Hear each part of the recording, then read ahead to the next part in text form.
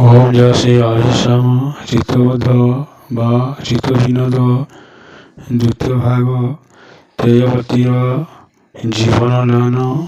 পঞ্চম ভাগ জানি ন পাই কৃষ্ণ মায়া হল সাই গোপালঙ্ক বই যাও বেগো সবহিনে ওথেলা লোকে অটকাও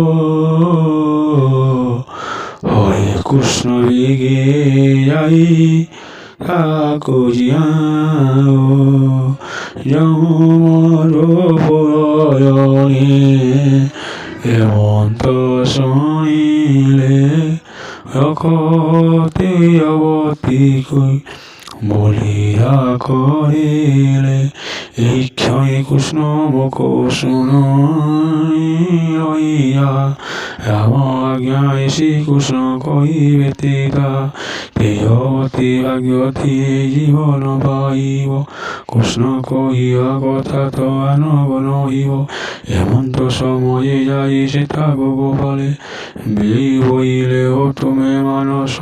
খতলে দেখো দেখো সব বাসে সে কৃষ্ণ মিলিলে রখ সবকো আমি দেখিয়া বইলে কৃষ্ণ কবে ধীর মধু নর নাই মানে চকিত ভাবরে সর্বে দেখন্ডে নয়নে সবকো বহিন যাবতীলে যে মানে নচলে চরণ ঠক ঠকা হইলে সে মানে ঠেলা ঠেলি হই মধুপুরে জন মানে ঢের সুর ভাই বহু মেল কষ্টানে নচিন্দিদের সুরক ভাই বহু বলে ভিতরক চাল জিবা দেখিবা হে বলে দেখিদের সুর রাজে আর হয়ে যাই কে ভাবি কি নচিহ্ন বলই ভিনই পুই মুখ যাহি ন কহি কথা কেহ নিজ পতি দেখিলাই পতি মতা কেহ বলে তেজপতি আজ মরিয়সী জি আইবে বলে কৃষ্ণ প্রতিজ্ঞা করুছি সামান্য সাহস কি করুছি এ কথা দেখিবাও শুনা নাহি